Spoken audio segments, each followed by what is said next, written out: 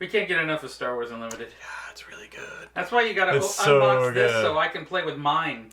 You got home 10 seconds and you opened yours up. Oh yeah. Tore it apart. Oh yeah. Oh yeah. I was playing it that night. I'm sitting here, Mr. Self-Control. Star Wars, nothing but Star Wars. So Misfits, we're here unboxing Star Wars Unlimited Spark of the Rebellion, the 2-player starter. Now, we just came back. I hope you like my Minnesota beard, by the way, because we just came back from Minnesota as part of the FFG community celebration, which we were invited to. Had a great time. We love you guys, everybody out there. I could rattle you off, but y'all know Jim, Danny, Xander, all you guys. Hey, everybody. Josh, we love you guys. So we had a ball out there, and we finally got back, and I couldn't wait. So like that night, I unboxed it all and gave it to the kid, and we played games. So Tom has been waiting eagerly to unbox his, which he's probably going to take these apart anyway. But yeah, half of that's going in my Sabine deck. Yeah, because we only got like a box and change. And so until we do the pre-release, this is all we're going to be able to work with. Let me open this on up. There we go. Ooh, there's even deck boxes. Oh, I want to do it properly. I feel like, what was it, David Letterman? Yeah. Yeah. Which, for those that don't know David Letterman, he's a guy on TV. So, you get tokens. Now, to go into more specific, Star Wars Unlimited is the new TCG, or CCG as they call it these days, collectible card game, much akin to other card games like, can I say them?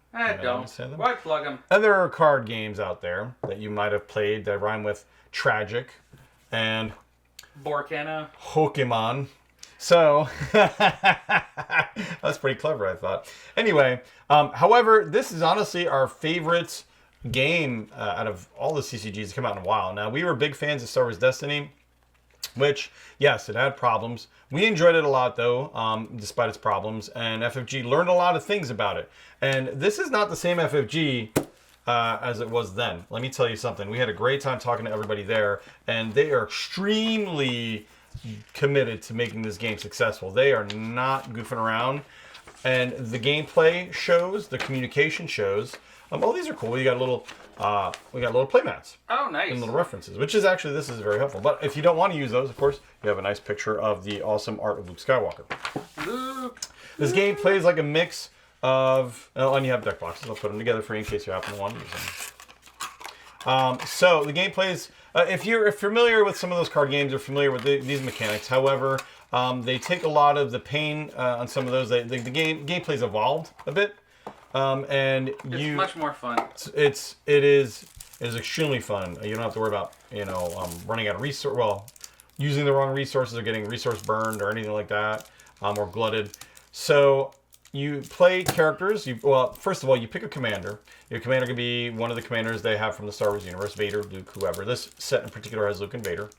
You pick a commander, and then you pick a base. Your base is the health that the commander or that you have. You have to knock out the other person's base to win the game.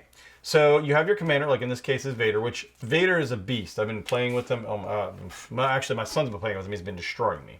And then your base. Now, it's called Unlimited because you can technically put whatever cards you want in your deck. However, if you do not have the symbols on your commander or your base in your deck, it costs 2 more. So you could technically do it for giggles. If you're playing competitively, though, you're probably not going to want to. So, for example, and I always forget the names of these, but Red's aggression, this is villainy, and this is command. Maybe I remember it. Yeah, you're starting to learn. So I remember the names. I'm horrible with remembering stuff like that. So your deck is going to be comprised of those 3 types of cards. This Vader deck actually, I think, is probably the better out of the 2. It's a little more cohesive than the Luke deck. You also have tokens in here, shield tokens and experience tokens for those, because you'll be needing those. And you have 2 lanes. Basically, you're going to be getting resources. You're going to flip your cards over for resources. And you have a space lane and a ground unit gain. Although the bulk of your combat will generally be on ground. But the space lane is very important as well. And you'll be putting units out and attacking each other. Or actually, I should say attacking your base. But also attacking your units. And the thing that differs from this compared to the other games is that you can attack the base directly. You don't necessarily have to be. You can't be blocked necessarily by creatures unless they have a special ability. And the units can attack each other directly. Just flinging your cards over. I'm like a Vegas dealer. So, as I was saying before, the Vader deck is definitely more cohesive out of the box. We're going to be taking these apart anyway. But it has a decent smattering of Death Star troopers, of regular troopers and stuff like that, mixed in with Imperial officials. Now, one of them I definitely ganked out because he was boring or just not really great. I thought it was Admiral Mahdi, which is ironic because he's special to this deck. Because this starter, in case you're wondering, if you are playing the game or will be playing the game, this starter is really good to get because it not only gives you a basic batch of commons and uncommons you need and a couple of rares, but it does have special cards in there that are extremely important. Mahdi is not one of them. He's really bad. He's a 2-cost for 1/1 that when he dies, he radiates a Imperial unit, which, I mean, if you're maybe late game, if you want to tap a Vader to do massive damage, but honestly, he's not great. So you have your fair share of Imperial officers. You have plenty of troopers. Viper Probe Droid, which is okay, but in a Thrawn deck would be more useful. He's a solid character, though. Yeah, I replaced him. Oh, because he's 3/2. Yeah, his stats are okay, but his ability is lame. So. Oh yeah. His stats. I took him out. At least when I edited the deck. These are the MVPs. You want Super Laser Technicians all day long, so you could ramp quicker. Admiral Piet. Most of these admirals, most of these guys I took out and made a trooper deck with. Cell Block Guard. Sadly, they only had 1 General Veers in here. You want to get 3 of them in here at all costs. Tarkin is good. He's going to pull Imperials for you. And then you have your Interceptors. You have a TIE Advance that makes up your space units. You have ATSTs for later game heavy hitters. I actually took that out as well. And a Random Blizzard Assault AT-AT. The Star Destroyer, Emperor Palpatine, who is beastie when he gets out. He's a very good card. And Relentless, which I was actually not a big fan of because it basically blanks each event played by each opponent at whatever the first event is each round. But late game, I feel it has less of an impact. Although, I don't know. I consider that card sometimes. Now, the big one that I thought was the best, getting a special in here, was Vader's Lightsaber.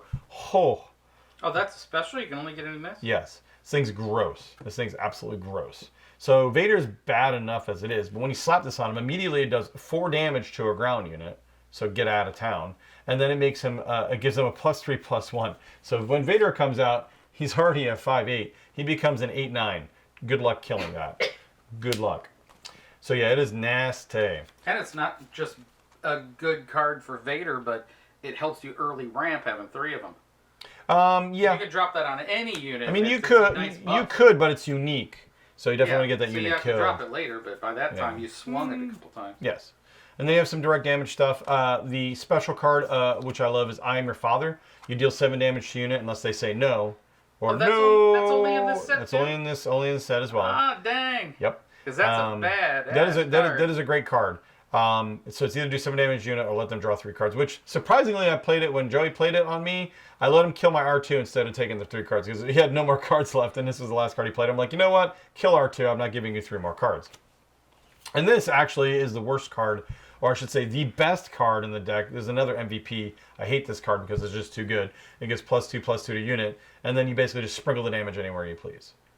Like, you basically automatically do that much damage. So if you slap it on a 4/4, you get 6 damage just distributed however you want. On top of making the unit a 6/6 for the round. It's gross. So, the Vader deck is very cohesive and very good. I know I'm kind of going into it more. I hope you folks who are interested in the game. Move the cards over so you can lay on Luke. Yes, I'm good. I'm going to smack you, I swear. Just stop. Shoo. Get away. I just don't want you mixing up my decks. I'm not going to mix up your decks. Calm down. I know. How are you going to mix up the decks anyway? They're Imperial and Rebel. Jeez. Calm down. I don't want to have to sort. Oh my God, you're so lazy. Okay, I'll sort for you. Don't you worry. So this is all the cards for the Vader deck. Now, I know maybe you guys haven't played this game yet. I highly, highly, highly recommend. I don't gush about CCGs often. I do play Magic. I do play, Tragic and all these other games. And I played Borkana. Is that what we're calling it? Borkana. I play all of them, and for the most, I do enjoy them in their own ways. But this game, honestly, has kind of taken my passion. It's really, really, really, really good. I mean, the Star Wars license is an easy sell anyway. However, this is a game I could confidently say they could have slapped anything on this. They could have slapped Battlestar. Well, they could slap other properties on there, which I won't name. And let's not test that. You can slap other properties on this, and I would absolutely still love it. This game is amazing, and the guys at FEG should be very proud. And the fact that they got to slap the Star Wars license on it, which doesn't even feel like a slap-on license. They didn't even slap. They built it from the ground. They built it from the ground, yeah. And it's just amazing. They are super, super awesome. Now, this is the Luke deck. I found it less focused. I rebuilt it kind of entirely. You got more tokens in this deck. Luke is Force, Rebel, or I should say Hero, and Cunning. So this deck is kind of a hodgepodge. R2 and C3P, or R2 and C3P are the special units. They're both very good together. I left them in the deck actually because they were just very good units to have. They are very fine synergy between the two. Well, that's kind of the point. Although R2 is a bit better because he's what you would call a scry in Magic terms. But basically, you look at the top card of your deck, put it on the bottom, or leave it there. That's extremely important. But then it stacks with C3PO's ability, Right, because if you can name the power of the next card, yeah, I know. Yeah, I know. Thank you for filling me in. Yeah, I didn't know that. Yeah. You haven't played it as much as me. I have played it more than you. No, you haven't. At this point, probably. Not at the 4th stage. I played these decks more than you, for sure. So, as we were saying, C3PO, special card. Also looks at the top of your deck. You guess a number, you get to draw the card. So he has built-in card draw. It's kind of a hodgepodge of Rebels. So they kind of had a similar synergy, like where they were just, beater. They built beater decks. Battle cruiser decks. This deck too. Leia is a great card, which ironically, she's also a special card. She's only in the starter. Oh wow! No wonder I didn't pull her out of any of the boxes. Yep, not a 1. Yoda is very good as well. But yeah, it kind of gets a little mixy here because even though you have all Rebels, I think you have 1 Dodonna to buff them all. Just 1? Just 1. Wow. I will say, and the funny thing is, I didn't realize it, is like Chewbacca and Han are in this deck, and they are not Rebels at all. They're Underworld. Yeah, so that was something I found out the hard way. They do not get buffed. Or is Han even in this deck? Maybe. I don't know if he comes in this deck. I know Chewie does. I could have swore Han came in this deck. Maybe I'm remembering it from somewhere else. Oh yeah, he does. Here he is. Here's Han. Good cards, but they didn't make as much sense in this deck. They were just kind of late game bombs that they decided to throw in there. Obi-Wan's very good. And then you have more Rebels. And of course, the special, like the Vader, is you have Luke's lightsaber. Which I never get to put on Luke because my Luke gets murdered in 1 turn by Vader most of the time. But if it's attached to Luke Skywalker, you heal all damage from him and give a shield token to him, and it gives him also a +3/+1. Makes him pretty beefy and saves his butt.